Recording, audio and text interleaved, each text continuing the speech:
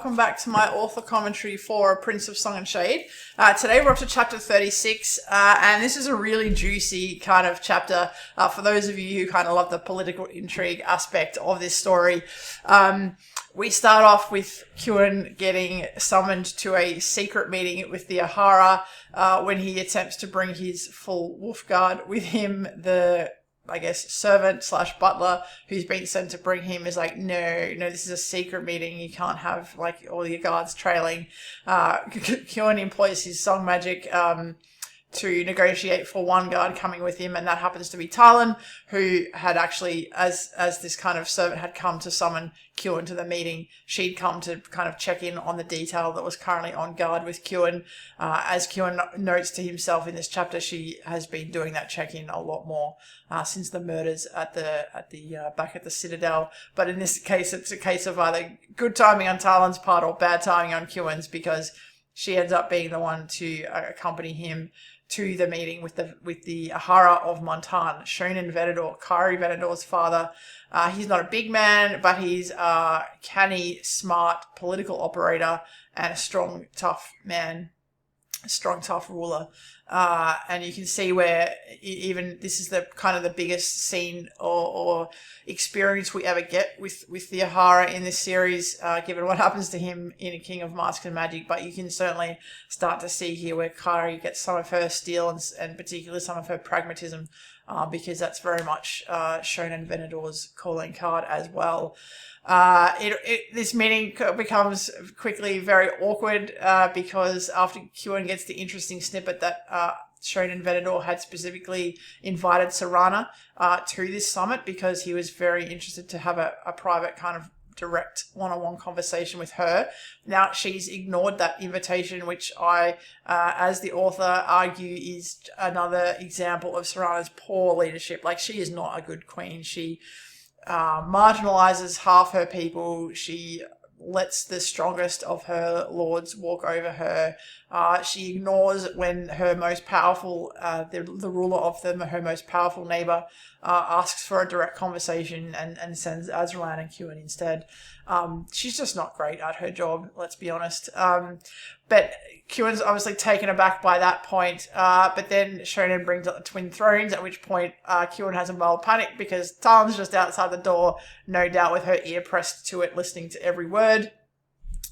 Interestingly, for those playing along and those that understand what happens later on, the plan between Azralan and Tarkos, the fact that Azralan is currently off hanging out with his Mananine family out to the east of Arater, plotting for this upcoming spill to put them in power, to put him on the throne.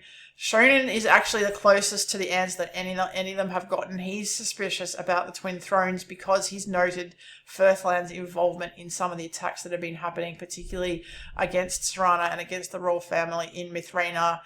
He's very clear-eyed, more so probably than the others. The Kalin are seeing plots everywhere because they're being fed information from Narvis that is false. So they're kind of not seeing the forest for the trees. Talyn equally is caught up in all of that intrigue, whereas the Ahara of Montagn is like, well, there's quite a few Firthlander links to what's going on. Maybe there's something there. He suspects it might be the Twin Thrones, and he's wrong on that, but he's definitely closer than anyone else is.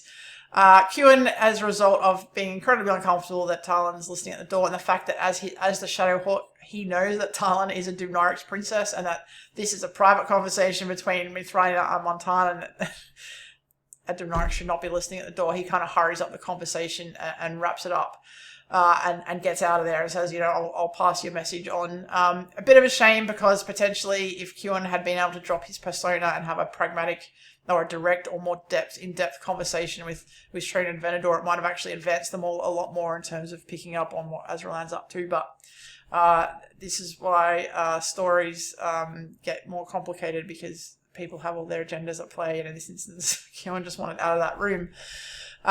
We then have a very fantastically complex, sorry if I do say so myself, conversation between Talyn and Cuinn. Cuinn is very much aware of who Talyn is, even though he knows as Cuinn, Cuinn doesn't know that because Talyn doesn't know that Cuinn is the Shadowhawk. So he's trying to get at the fact that she should not have been listening at that room without telling her he knows who she is. And they have quite a heated conversation because she, as always, is thinking about the conversation that just happened and the fact that Montagn might see the Twin Thrones as a threat. And she's reacting to Cuinn's usual kind of arrogant prince persona, which is the only thing he can use in this conversation because she doesn't know who he is. And it gets quite heated, and Cuinn comes very close. He already kind of gives away a bit more than he should in how firm he is with her about the fact if he gets asked to another conversation with the Ahara, she will not be coming with him, and neither will any of her wolves, who he knows full well will report to her everything that happens. And then he kind of realizes mid-heated moment that he's going a bit too far, and he kind of has to just pull back a little bit. Which is so bitterly difficult for him. He just wants to have a straight conversation with her. He knows that she can be an ally. He wants so desperately to be able to trust her and rely on her, but he just can't because he can't reveal who he is. And Talyn, meanwhile, is just so fed up with the fact that this man she thinks is such an indolent, spoiled prince. So a very, very fun conversation to write between those two. And as I said, quite the political intrigue deepens here with probably Shonin Venador closer than anyone else in terms of figuring out what's actually going on. So I hope you enjoyed this chapter.